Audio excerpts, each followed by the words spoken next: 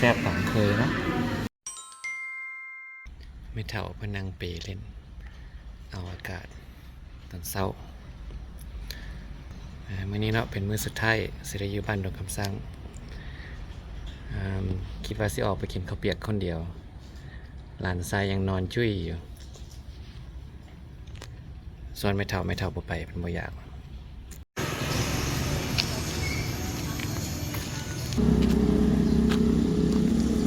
ตลาดแคมทางนี่ก็ซ้ำกับตลาดน้อยเลยเนาะ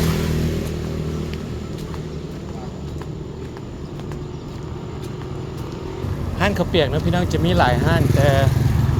หลายรสชาติเนาะมักไผ่มักมันอันนี้จะไปกินห้านประจำที่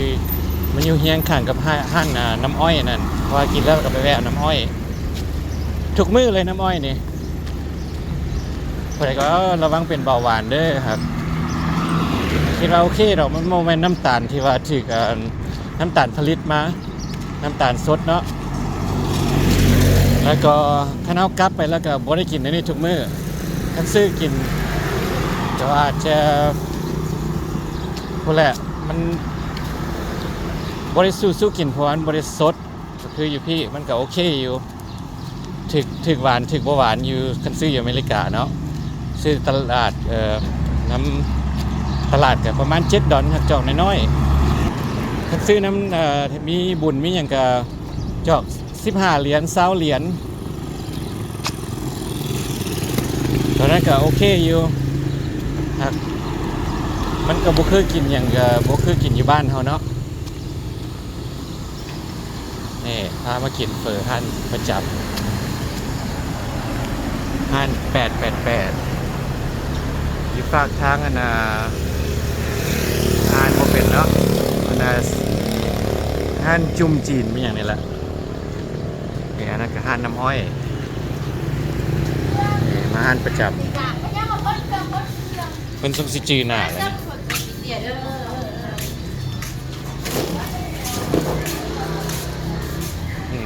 มาประจำเลยเนาะฮะนี่นะเอาข้าวเปียกข้าวเปียกไก่เด้อบ่ใส่เลือดลูกชิ้นเอา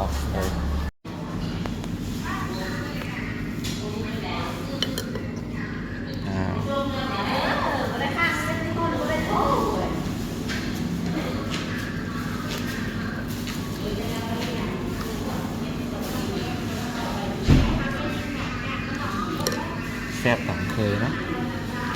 โอเคคือขอกินแล้วกินแล้วเลยไปซื้อน้ำอ้อยแล้วก็ย่างกับเตรียมโต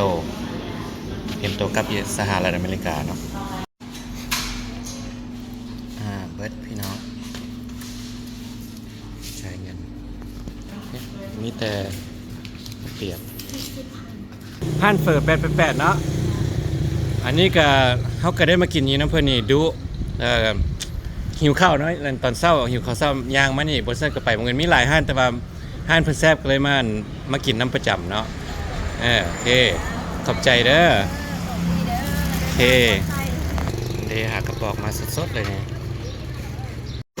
ไม่ค่าประจำหากมาเนาะ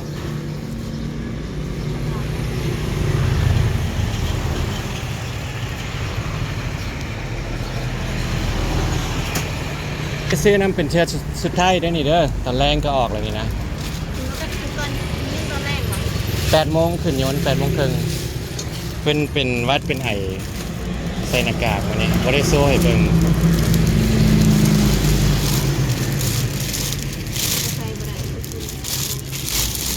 เพิ่นว่าเพิ่นบ่อยากเอาหน้ากากออกหน้าบ่ได้แต่งเอาซะเด้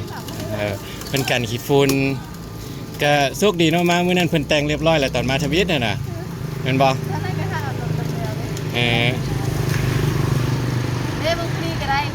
โอเคผู้ที่2ผู้น่ะผู้รองเนาะผู้รองหรือผู้แทนนี่น่ะเกือบคือกันไหน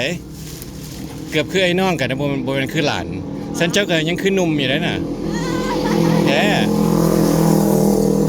ฉันคิดว่าผู้ใดมาแวะอยู่น่ะคนมาแต่นอกประเทศมาแวะปักสันน่ะเขาสิเบิ่งแล้วเขาสิมาเบิ่งสิมาอุดหนุนเจ้านะ ก็ขอบใจเนาะมีแม่ค้าขายน้ำอ้อยให้ที่มักเนาะเกือบทุกมื้อเลยเนาะขาดแต่มื้อเดียวขาดมื้อไปปากสัน